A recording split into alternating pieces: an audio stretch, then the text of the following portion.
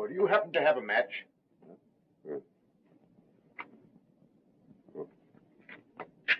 Say, where do you come from?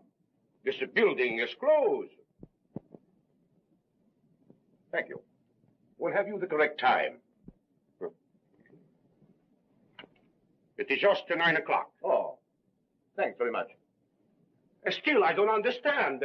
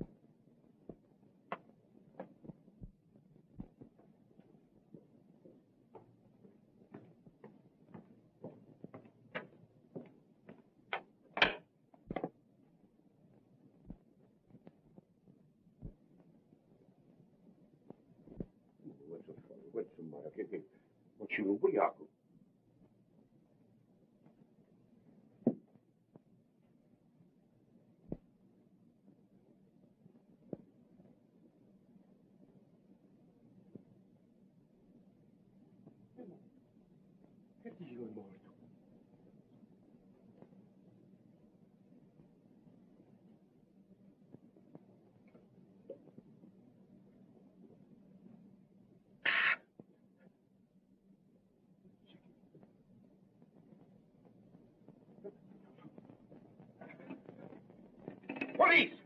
Police!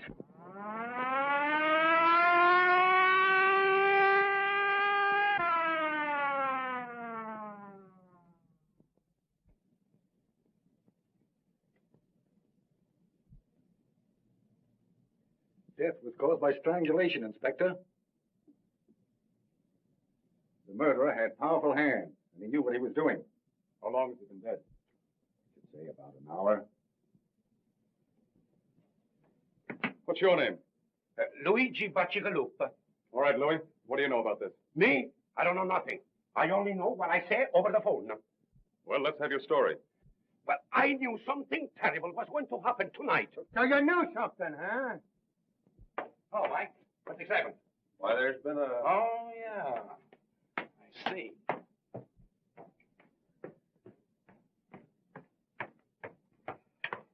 Hello, Casey. Come on, Casey, give. I got a date with Inspector Riley. Sure you have. Only Riley don't know it. You go on in and tell him. Then he will know. Come on, scram. Now, you know Riley always lets me in on a murder. How'd you know this was a murder? Easy. I made a quick checkup on the population of the city and found out we were one short. Yeah? Well, if you don't get out of here, we're going to be two short. Ah, you admit it. I'd be victim number 2, so who was number 1?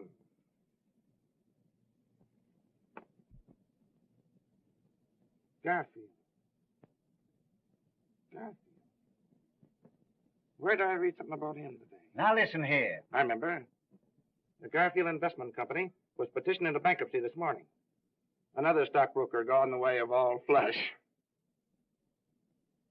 Another stockbroker? Say, Casey, run in and tell Riley I gotta see him. I got a clue. But Come on now, Casey, come on. I'm sorry, sir, but that Burton guy from the Chronicle is outside. You mean inside? Now listen. All right, Casey. All right, boy. What are you doing here, Burton? Well, you know I always tag along with you on all your unsolved murders. I just thought I'd come along to see that you didn't break the record. Is that so? Well, don't break anything on this story till I tell you to, or there'll be trouble. Ah, you know me. All right, Casey.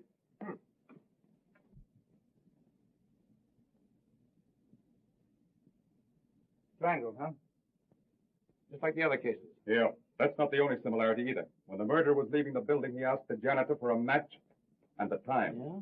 The fourth case we've had just like this in a month. Clues are all the same, and they lead no place. I think we've got a clue. What do you mean? Has the fact taken residence in your cranium that Garfield is the stockbroker, and that the other 3 victims of the recent murder cases were also stockbrokers? Where does that get us? Why, gives a tip on the kind of man to look for. Instead of wasting your time on thugs, you can concentrate on the clients of Garfield and the other stockbrokers. Say, if we're going to suspect everybody in this country that's sore on stockbrokers, we're going to be getting out indictments for half the population of the United States. Hogan's right, as usual. Your theorizing's okay, kid, but I'm with the inspector. We got to start with Bucci-Galacci or Lacci. Oh, Louis. He got a swell peek at this guy as he left the building. I'm going to take him down to headquarters and let him drag an eye through the rogues gallery. The rest of the men from the homicide squad are here, sir. Send him in. All right, boys. Hi, gang. Doc, let me have a record of your autopsy as soon as you can. All right? Get me a complete photographic record of everything. Footprints, fingerprints, the whole works. Yes. If we fall down on this case, we're through, the bunch of us. And as for you, Mug, when you write this up, use only the barest details. I don't want them to know anything we found out. Say, Sherlock, I could write all you found out on a postage stamp. And still have room on it to do a jigsaw puzzle. Is that so? You seen him?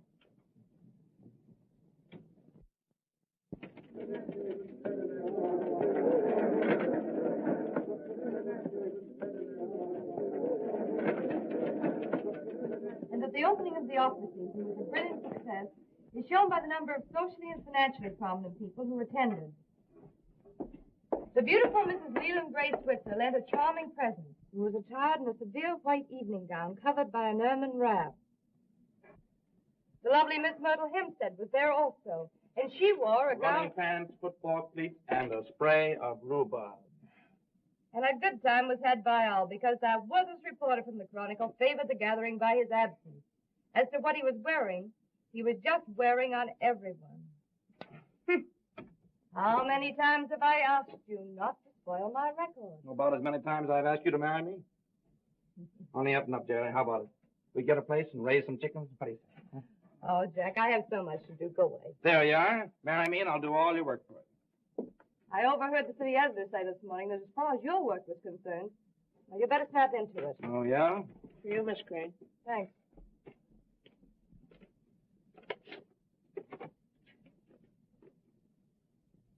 Love letter, huh?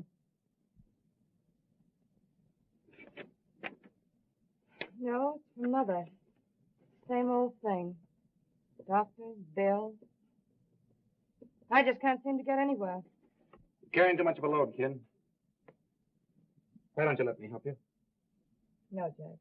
I couldn't do that. But if we got married, I'd have the right The to. right to let me saddle you with all my burdens. Is that it? Say, nothing connected with you could be a burden.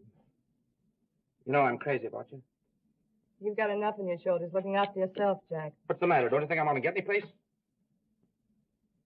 Not unless you settle down to some sort of serious work. You know, you can write a story with more punch and drama than anybody else in the game. Yet all you do is waste your time on sensationalism. Murder, kidnapping, frame-up, scandal. Well, these guys like Winchell don't do so bad. You're no Winchell, yes. Say, the only difference between me and Winchell is that he's been around more places than I have. And I'm catching up on him fast. Mm-hmm. Yeah. What do you think of the swell little murder we had last night, huh? Now, there you are.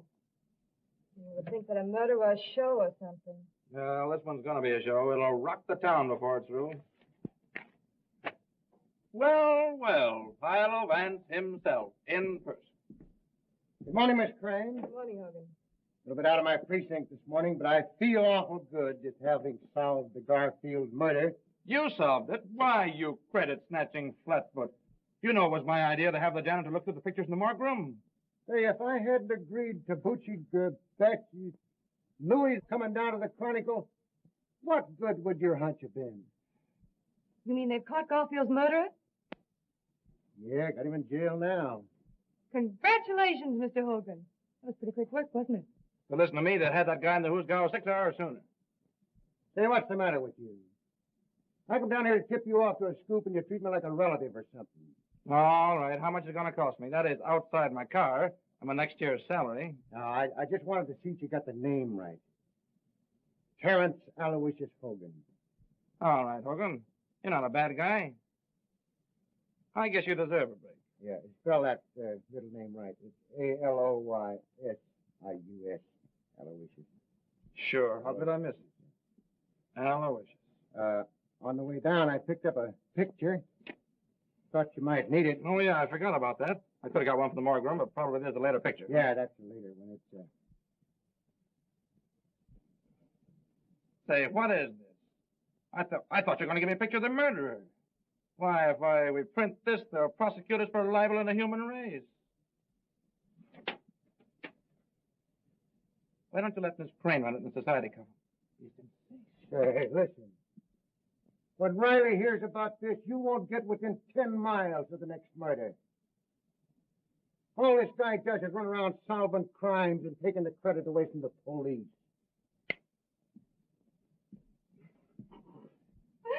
Poor Hogan. He means well, but he just ain't bright. Say, kid, what do you know about this big shot Breen, anyway? You mean Jerome Breen? Yeah, that's the baby. He's been giving the socialites an awful play lately. More in your line than mine. I haven't got time to look him up in the files just now. Let me see. He came to town about 2 years ago. Mm-hmm. Bought the Tucker estate. Mm. Everybody likes him.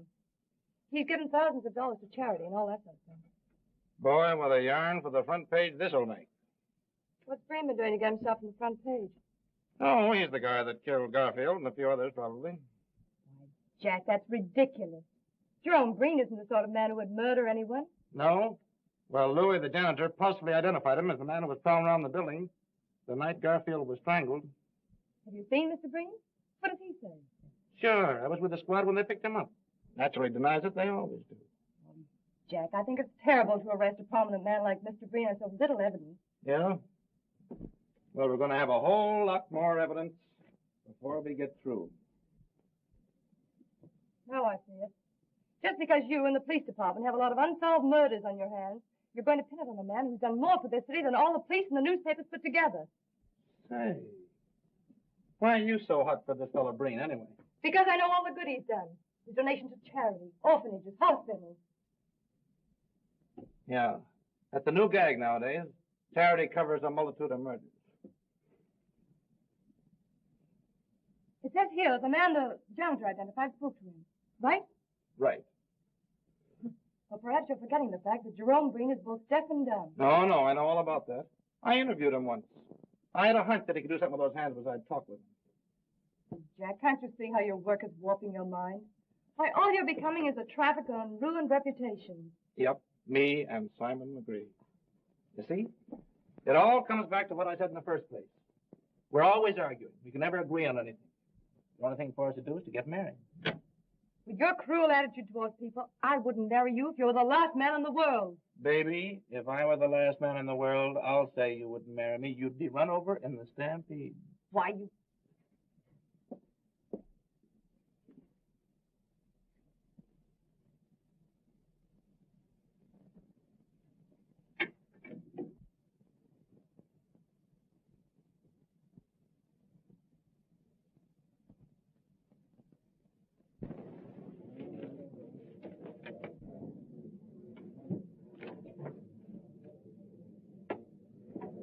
Evidently, the prosecuting attorney is considerably worried.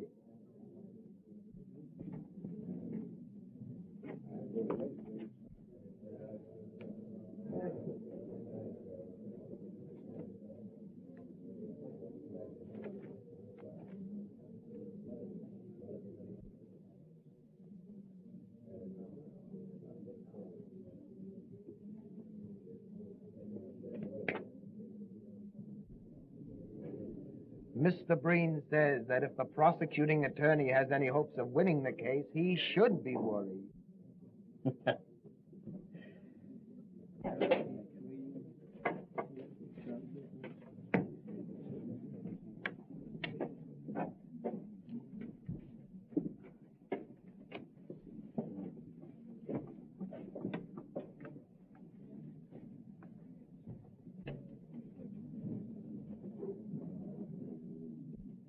Jerry, look, if that guy can't hear what people are saying to him, I'll eat my hat.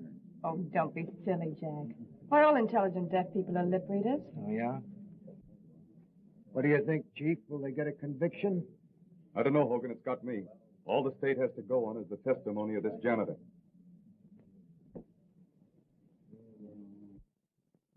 And every woman in town believes he's innocent. I was talking to the president of the Ladies' Auxiliary, and even she said that this trial was nothing more than persecution. Well, I don't blame them. They've been reading those soft soap articles of yours about poor Mr. Breen.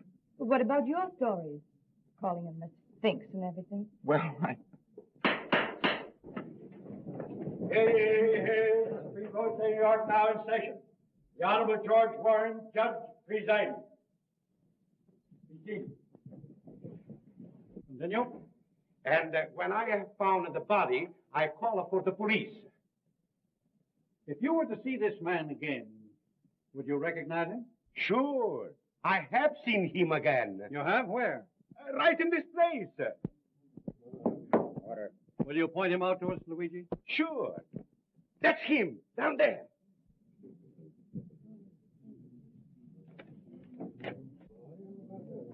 Order. You're quite sure that you couldn't be mistaken? Sure. I saw him with my own eyes, and I heard him with my own ears. That's all. Your witness.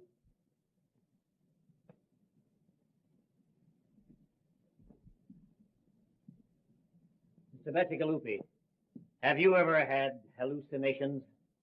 Come again? Order. I mean, do you ever imagine that you hear things or see things? Your Honor, I object. Objection sustained.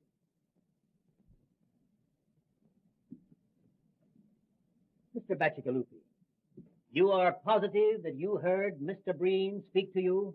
Yes, sir.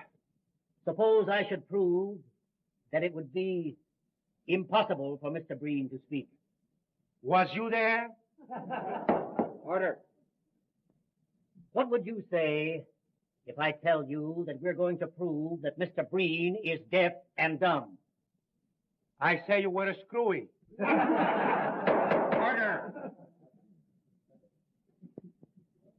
You take a drink now and then, don't you? Sure. I have the cold almost all of the time. It was cold the night of the murder, as I recall. Maybe you took a few drinks of whiskey to warm you up. No, sir. No. Think now. That was 6 weeks ago. How can you be so sure? You mean I am sure it wasn't a whiskey? Yes. I never took a drink of whiskey in all my life. What? It was a gin. Order. That'll be all. Yeah. Your witness, Mr. Prosecutor. Is that all with this witness? No more questions. You are excused. Huh? Thank you. Mr. Breen, can you tell us where you were on the night of the murder? Mr. Breen says that he was at home, in bed. Now, Mr. Breen, can you tell us of anybody who saw you at home on the evening in question?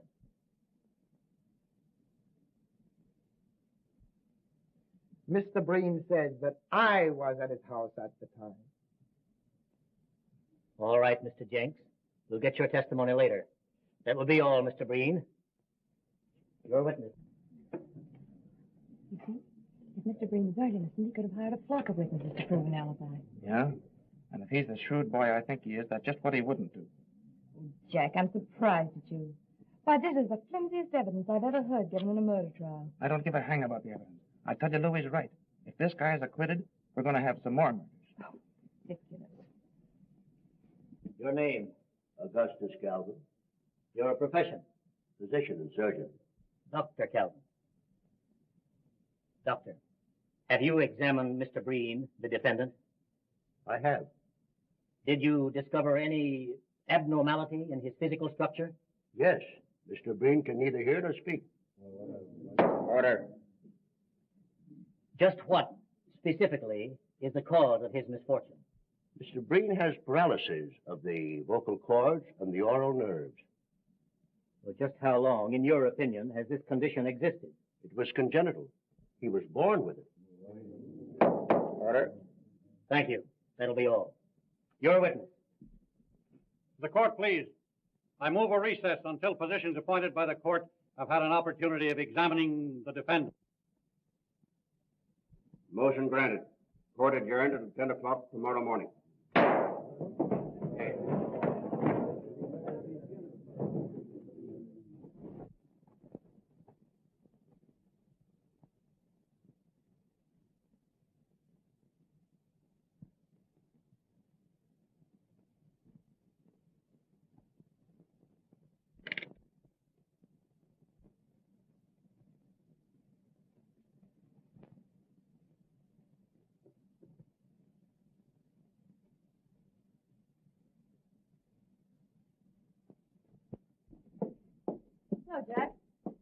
know. I'll bet you're enjoying that more than any story you ever wrote. Please, Jerry, go away and let me enjoy my piece, will you? Oh, forget it, Jack. Why, you just had a wrong slant in the thing from the beginning. Wrong slant, huh? Say, it would take more than the decision of 12 dumb clucks to make me change my opinion. I suppose all we gotta do now is to sit back, wait for some new murders, and cheer. Oh, don't be silly. Hey, I'll be through this in a minute. How about tying on the old feed bag? I'm sorry, I have an engagement. Yeah? Who's the lucky guy? You're a very, very dear friend of yours. All right, who is it? Mr. Jerome Breen. Jerome Breen. Mm-hmm. Mr. Breen dropped me a note thanking me for my kindness in the articles I wrote about him during the trial. Invited me to his home. Jerry, you're not really going up that fellow's house. Why, of course I am. I talked to the boss about it, and he's going to pay me extra money for a series of articles on Breen. Listen, baby, honey, listen. I know there's something screwy about that guy. Why, the idea of you being alone with him would drive me crazy. Jack, pull yourself together. Why, everyone you see lately is a boogeyman. This criminal court assignment of yours must be getting on your nerves. Jerry, if you go up to that man's house, I'll... That'll be swell. Only don't make it a habit.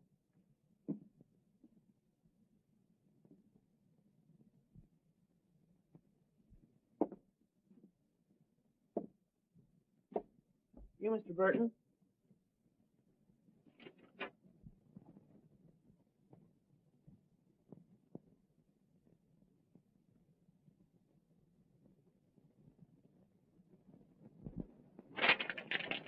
All right, son. Say, Mr. Burton, there's a question I've been wanting to ask you for a long time. Go ahead, shoot. I know all the answers except the right one. Well, you see, I sort of been wanting to become a great reporter, and I'd like to know how to begin. Well, son, when you find out how to begin to be a great reporter, let me know. And I'll start with you.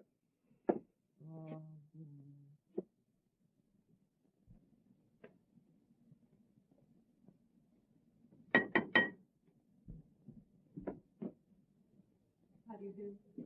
How do you do, Miss Crane? Won't you come in, please?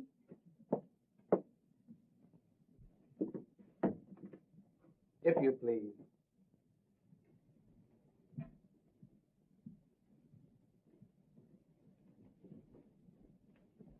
It was so good of you to invite me, Mr. Breen.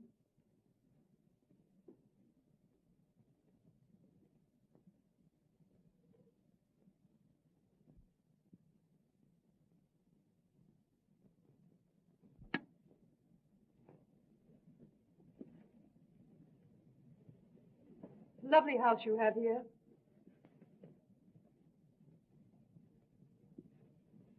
Mr. Breen says that the house is far lovelier for your presence.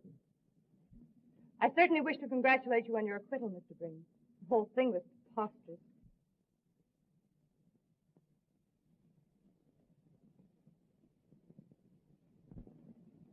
Mr. Breen says that your articles in the Chronicle were more effective than anything else in showing how preposterous the accusation really was.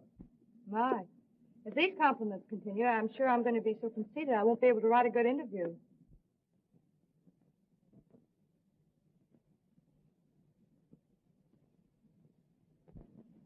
Well, why write one then? And Mr. Breen is afraid that an interview with him will have one boring necessity. I don't understand.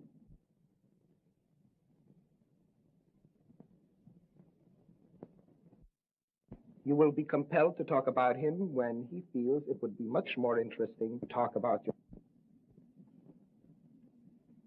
You know, Mr. Breen, an interview always begins in the same way.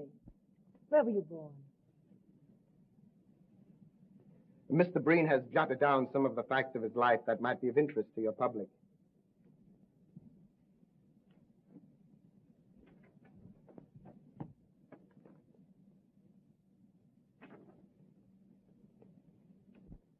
You may use the material in any way you see fit.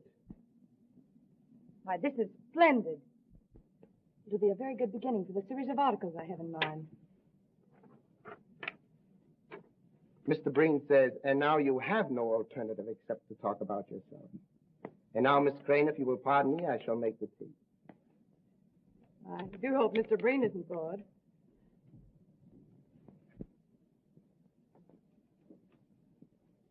Hey, Tony, Yes, sir. fill him up again. This, 3 points and 2 fifths. Pretty good, eh? Okay, Ray.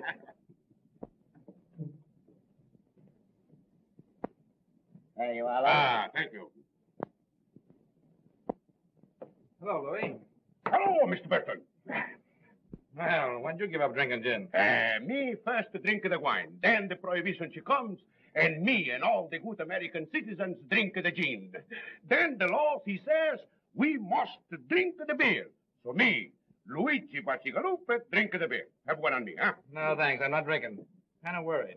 What are you worried about? I am worried too. What do you got to be worried about? I am worried how I am going to get out of here. What do you mean? See, it's like this. I eat the pretzels, then I get thirsty. I drink a glass of the beer, and when the glass of the beer goes down, I get hungry again, then I eat the pretzels, and I wonder, worry, what is going to be the end. Yeah, that's tough, all right. Hey, listen, Louis. Yeah, Are you dead sure it was Breen you were talking to the night of the Garfield murder? that's what I say in court, isn't it? Ah, I know, old man, but nobody seems to believe you. Now, after all, you were drinking pretty heavily that night, weren't you? You might have been mistaken, huh? Say, Luigi Bacigalupe only make one mistake in his life, and I married her. All right, now cut out the Second Avenue comedy stuff, will you? And listen to me. Maybe you did have one drink too many, huh? Maybe you were seeing things, huh? Say, a few shots of gin means to me as much as a glass of milk means to you. I was brought up in it. I mean, the gin, not the milk. But man alive, how could it have been Breen you were talking to if he couldn't talk? Say, this is the last time I'm going to speak to you about this.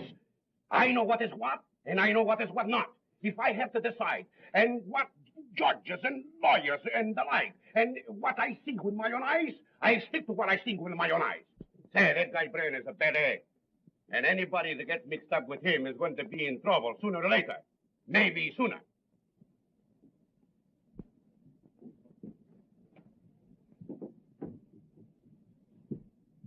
I don't believe Mr. Breen was expecting you, Mr. Werner. Well, I've got to see him. I'll wait.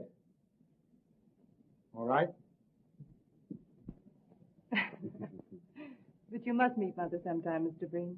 I know you'd like her.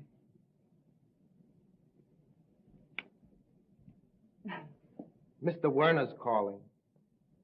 Oh, I had no idea it was so late. I simply must be going.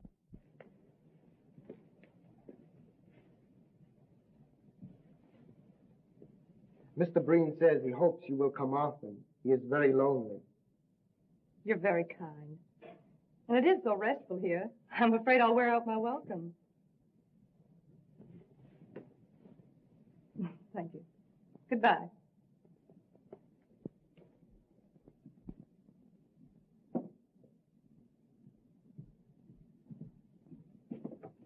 Good afternoon, Miss Crane. Goodbye.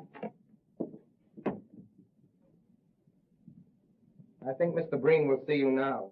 You bet he'll see me. If he knows what's good for him.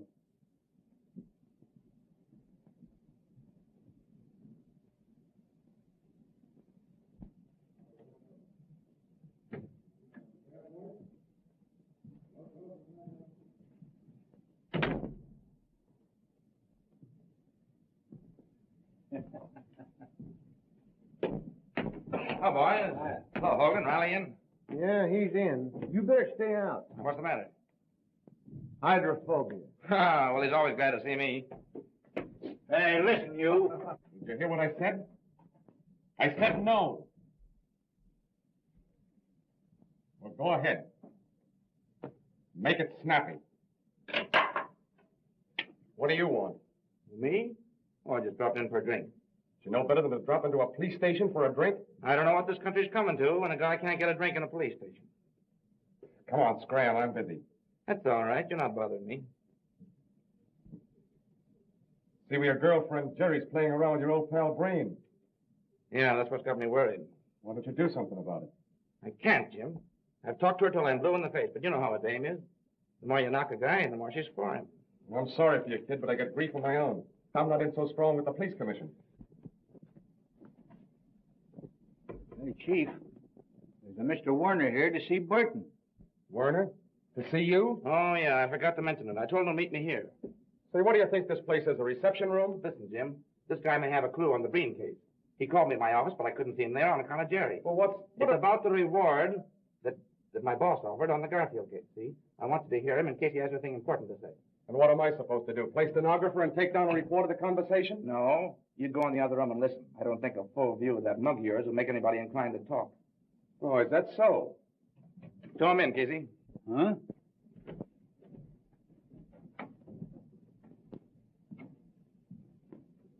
Hello, Mr. Warner. All right. Have a seat.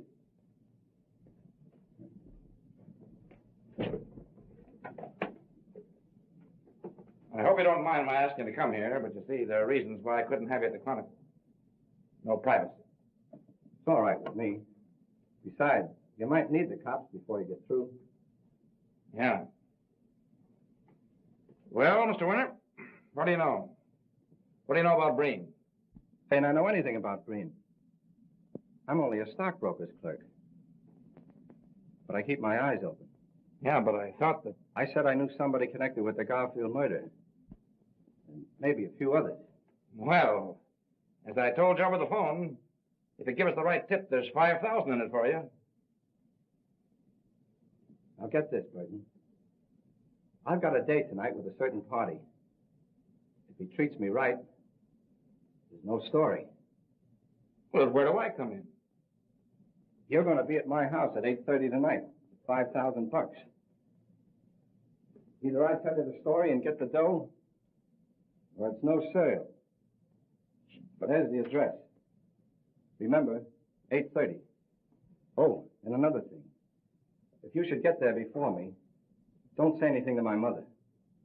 She thinks the party I'm dealing with is on the up and up.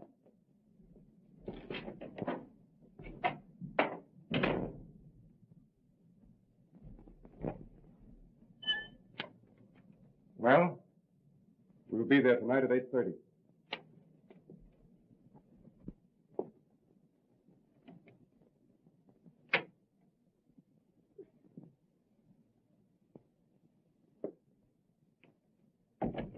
Well, Mr. Breen, I didn't know Dave was expecting you.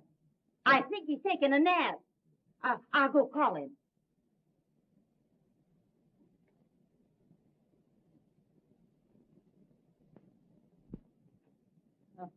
Yes, upstairs.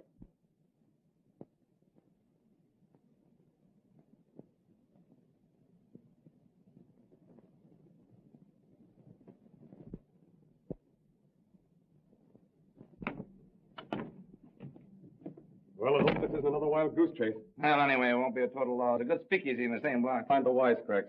Better get going. It's 8:10 now.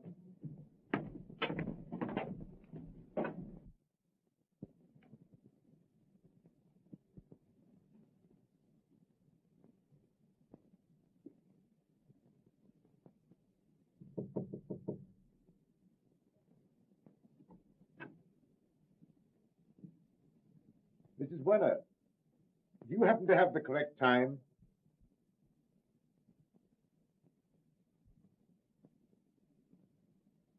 Oh.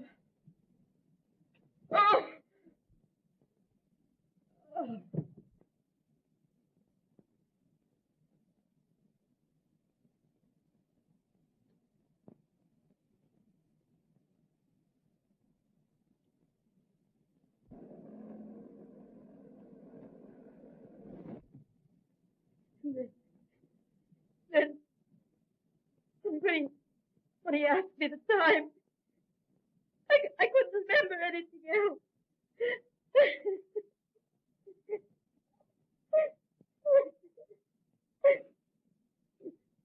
Oh, let me go up to him.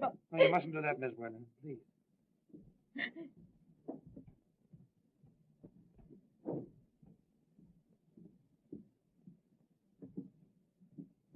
Well? Same as the others. He's dead. I knew it. I knew it! Oh. Oh.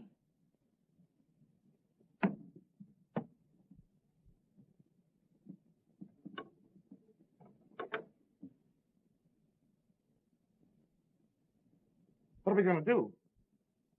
Undoubtedly, Werner knew Breen's secret. That's why Breen did away with him. Yeah, that's right. We're going to that skunk's house. Hey, what about her? We'll take her to the neighbors. Come on.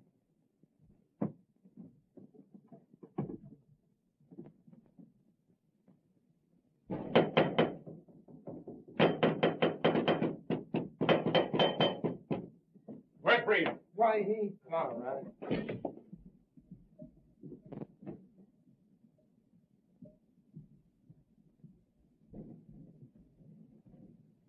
Get up, Breen.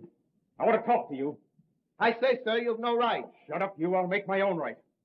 Breen, you murdered Werner. We've got the goods on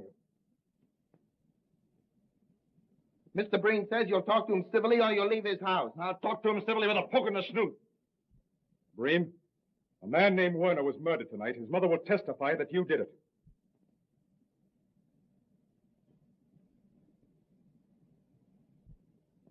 Mr. Breen says, why don't you arrest them again and make yourselves the laughing stocks you were in the Garfield case? Why, you...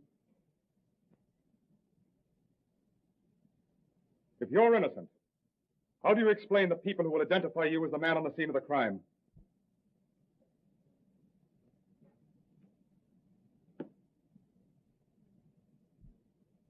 Mr. Breen says, if you look at the matter calmly, it is easily explained.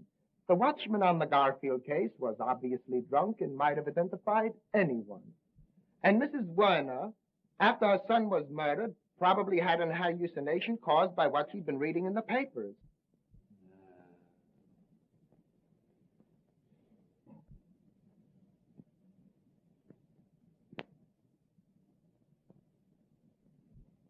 Mr. Breen is very sorry to hear of young Werner's death.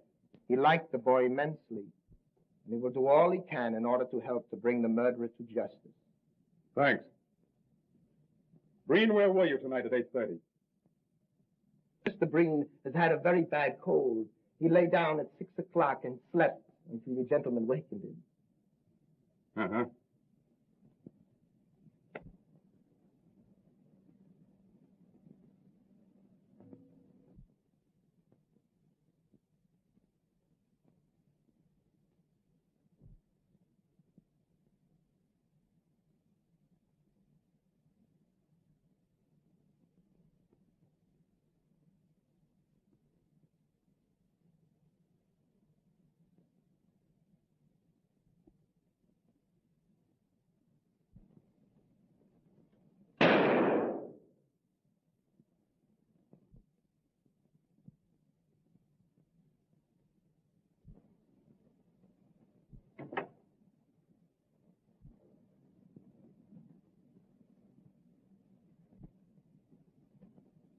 Say, why should Breen have a piano if he can't hear music? Mr. Breen has the piano for the enjoyment of his guests. Oh, yeah.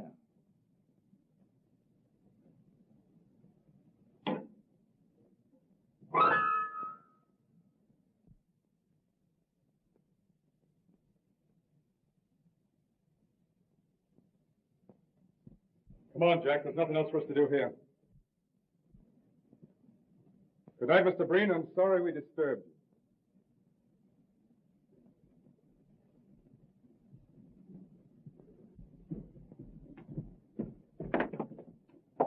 Good night, gentlemen. Say,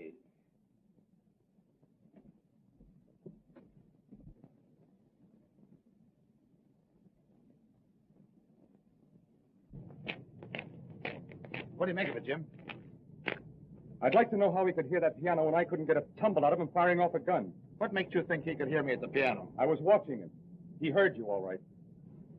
Where does that get us? It gives me an idea.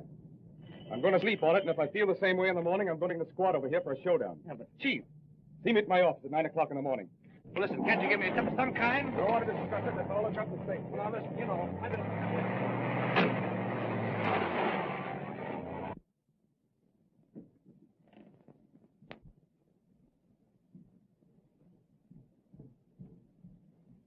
that copper is onto something.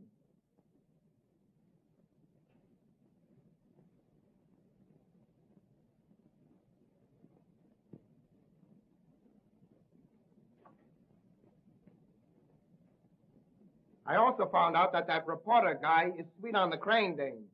If you don't look out, you're going to spoil a swell racket just on account of a skirt.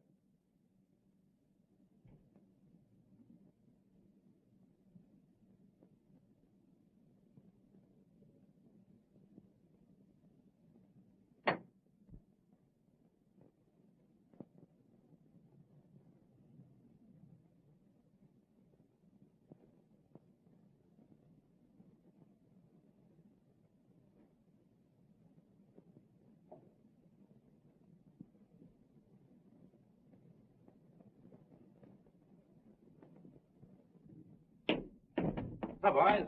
Hi, Casey. Hey, wait a minute. Who do you want to see? O'Reilly. I got a date with him this morning. You won't see him. Yeah, who says so? I say so. He's dead. Riley. Yeah. The chief was found murdered early this morning. But where? How? You'll have to ask Hogan. He's been put in charge of the precinct. I should have known it. Riley was on the Breen. He had to get him.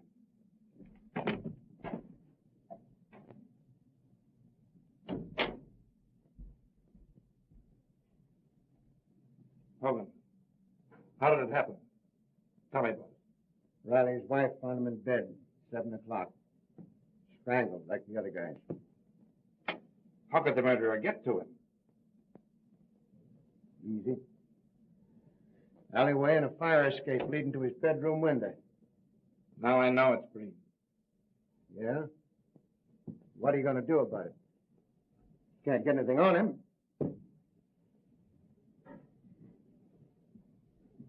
What a swell break I get. For 15 years, I've laid for this inspectorship, and now they hand it to me with 5 unsolved murders staring me in the face. What's the police commission got to say? They give me 2 weeks to find the murderer of Riley, or I'm canned. You can send in your resignation right now. You get anything on Breen, he'll take care of you just as quick as he took care of Riley. Yeah. I wonder why he went after Riley. Riley found out some kind of clue at Breen's house last night. He's going to tell me about it this morning. Breen got wise to him, pumped him off. What was you and Riley doing at Breen's house last night? We went up there on the Werner murder. Couldn't get to first base. And what's the lowdown on that Warner case? I was somewhere else. He got Werner for the same reason. Werner got wise to his secret. I tell you, that guy Breen's a maniac. He'll kill anybody who finds out about him. I wonder who else might stumble onto that guy's secret. We might just as well tip him off to stay away.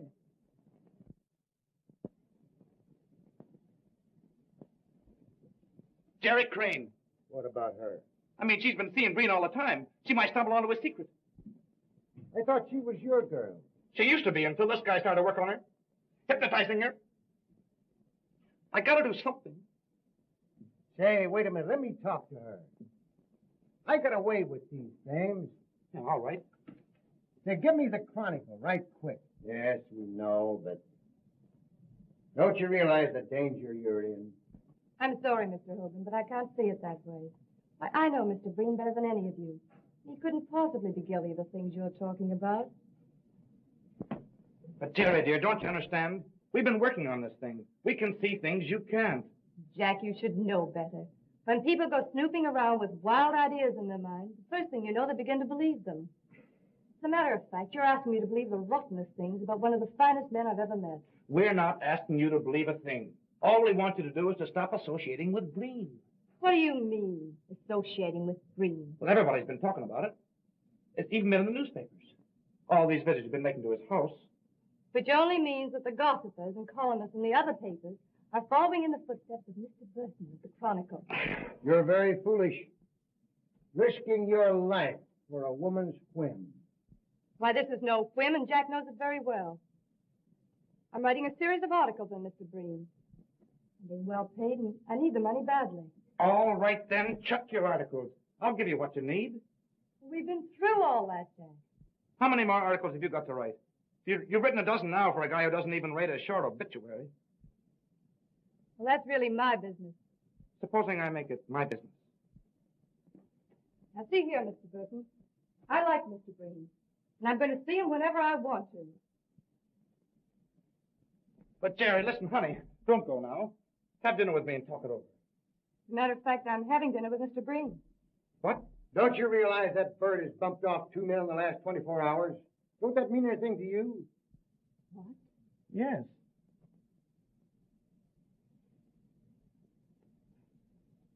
No more than it would to Jack or any other reporter covering an assignment. Even if it were true. But, Jerry... Well, I'll tell you what I'll do. If it'll make you feel any better, I'll ask Mr. Breen not to murder me. But, Jerry, listen, supposing you should stumble onto his secret. I won't, my dear. I'll pick my steps.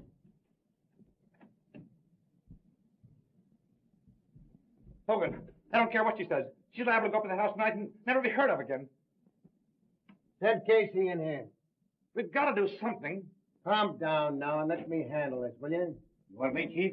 Yeah, I want you and Sullivan to watch that Breen house. Jerry Crane's going over there tonight. If anything suspicious happens, telephone me here. Oh, thanks, Hogan. You're a pal. I'll go along with the boys and help them cover the house. Yeah, and I'm going to get into a jam over this. Against the commissioner's order to have anybody watching us is suspected of a felony. Felony? Say, what do you think this is, a picnic? I don't like dames. I never did like dames.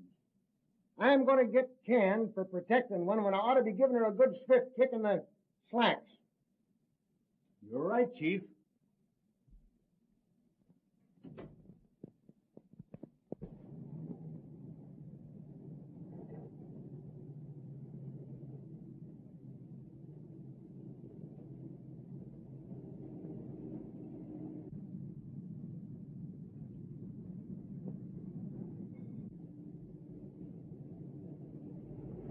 Is that the Crane dame just went in the house? Yeah, I was talking to Burton when she went by.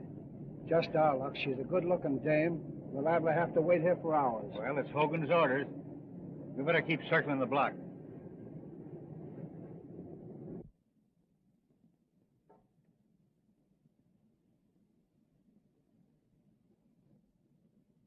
But I'm finishing the articles, Mr. Breen. I really don't think I should impose on you anymore.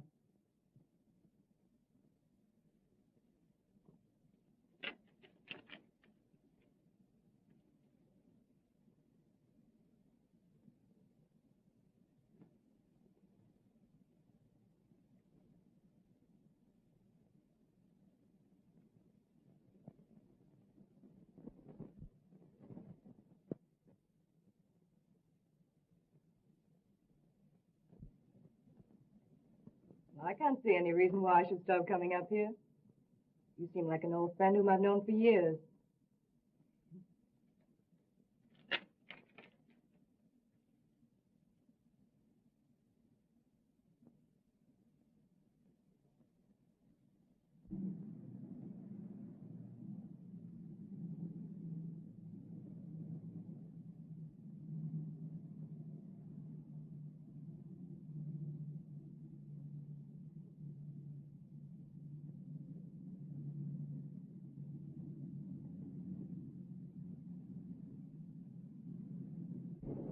Got a cigarette, Casey?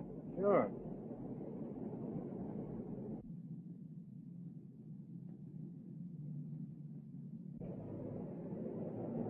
Better walk on. I got a hunch that guy spotted us. Well, so long. So long.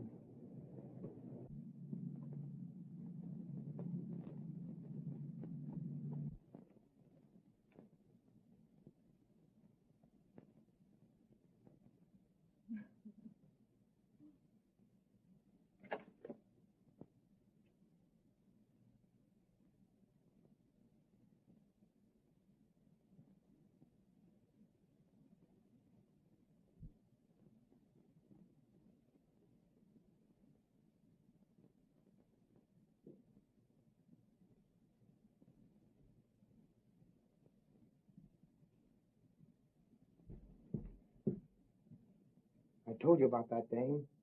There are a couple of dicks outside watching the house.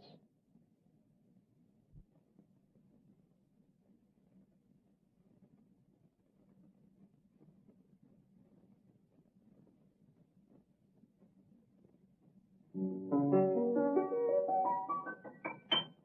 told you.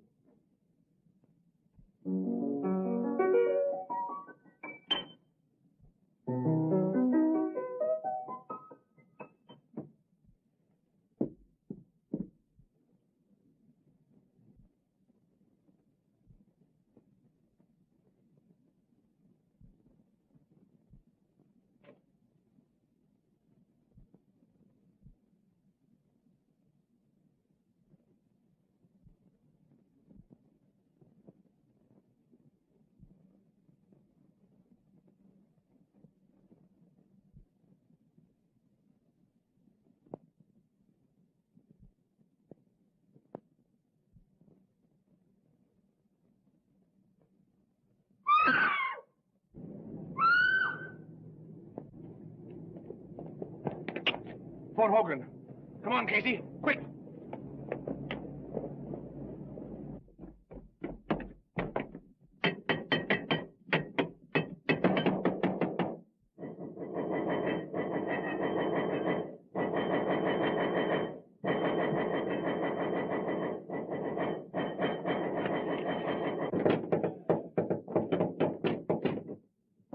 A gentleman. Get in there.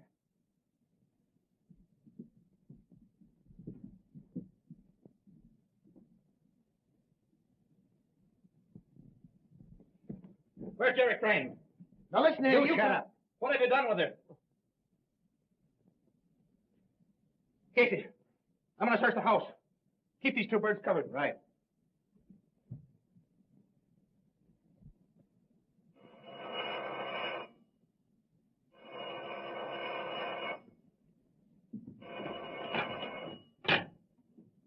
Hello?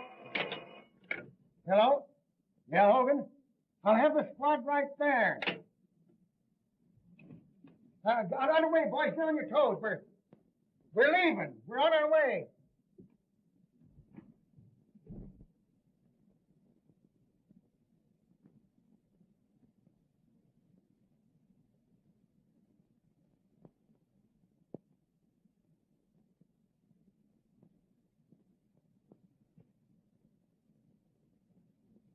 Hey, do you think I'm going to believe any of that junk you've been writing? Now, look here. I'm going to get the truth out of you if I have to choke it out of you. Any luck? Not a sign of her anyplace. The joint's empty. What's he say? Oh, that guy can lie fast as he can write. He says Miss come here at all tonight. Didn't you tell him we saw her come in? Yes, he says that's a maid, and she went out the back door. Say, if you know what's good for you, you'll come across. The minute I find out anything's happened to that girl, you'll be on the business end of a bullet.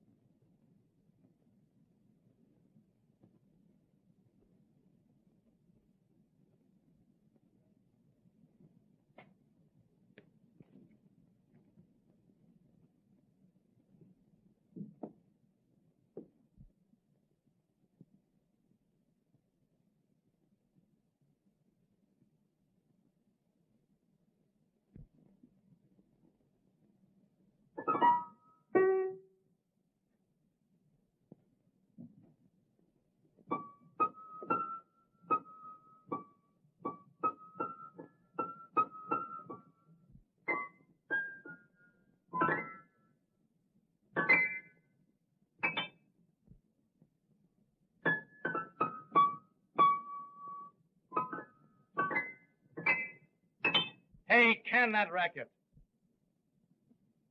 You just ain't got no ear for music. Besides, I think a lot better when I play. Yeah? Say, I got a hunch I've got the secret of this mystery right at my fingertips. I tell you, Jerry's right here in this house. Yeah, that's right.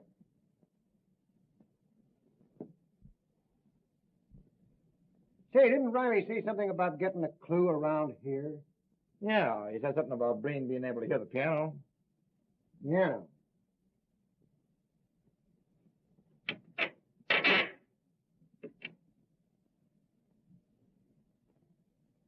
Well, I don't know what kind of a clue he'd get out of that. Yeah. Whoopsie.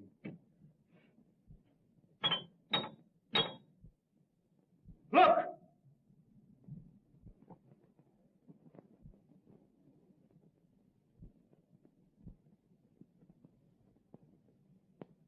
Get that guy!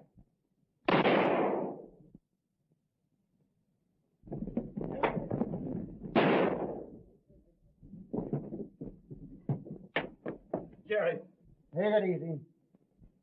you all right? I'm just a bit shaky.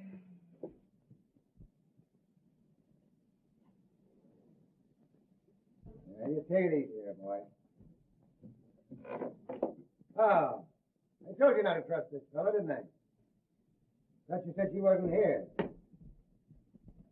The other guy's dead, Chief. Yeah?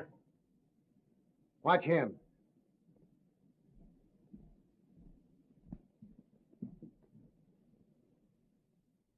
Well.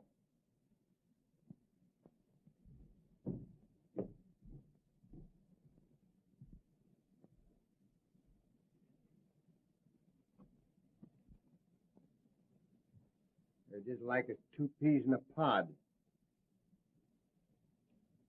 They can't both be deaf and dumb. I wonder which one of them we plugged. Hey, can you talk or can't you? Now, I'm going to tell you right now, I won't believe a word you say. All right, gentlemen. I'm ready to talk. It's my duty to tell you that anything you might say will be used against you. Nothing will ever be used against me. No? Well, begin, and don't talk so much. Well, we're waiting. The mystery of the Sphinx, as you gentlemen of the press have done me the honor of calling me, should now be really quite obvious. Whenever I found it necessary to remove an obstacle, it was quite simple to establish a perfect alibi. My twin brother temporarily assumed my identity, and he being a real deaf mute, well, of course, would naturally discredit any witnesses who might testify that he had spoken to them. How successfully my little scheme worked could be attested to by the police departments of other cities beside your own. My only oversight was my inability to foresee an inspector with a talent for the piano.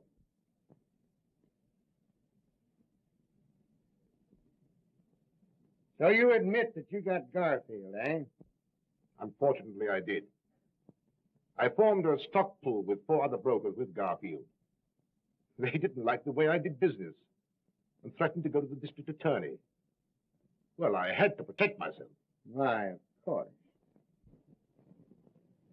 And Werner and Riley, what about them? Werner was a skunk. He tried to double-cross me. Riley got suspicious about the piano. And Jenks, was he in on this? Where is that guy? Jenks is miles away by now. Suppose you ask him. You won't talk, eh? Well, suppose we get going before you get a chance to get miles away. Snap 'em on him.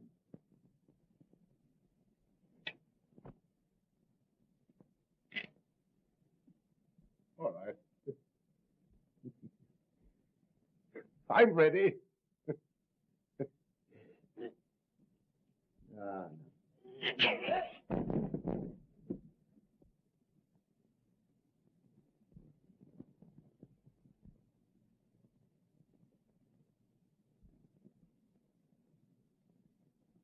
He's dead.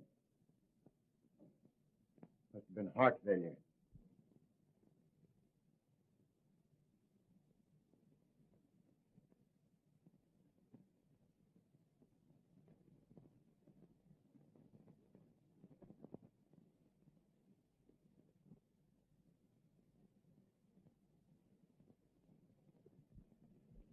There you are. Careful. What's that, a souvenir? That's how he died. Poison. What are you trying to do, kid me? It's a medieval poison ring. If you press it right, the plunger comes out and pricks the finger. Oh. You know, I suspected something like that all the time. Yeah. Sullivan, take care of that, will you? And, Jack, I guess I've been pretty stupid. Well, I'll let it go this time, but from now on, I'm wearing the brains in this family. This family? Well, aren't you working a little fast? You bet I am. We're getting married. I'm going to raise chickens. You're going to raise... How about it, Mama? All right, boys, I'll see you pretty quick. You take care of it. Oh, excuse me. All right, I'll go on. Well, Inspector, I guess you'll keep the job after all, huh? Yeah. I'll keep the job. And you all laugh when I sit down at the piano.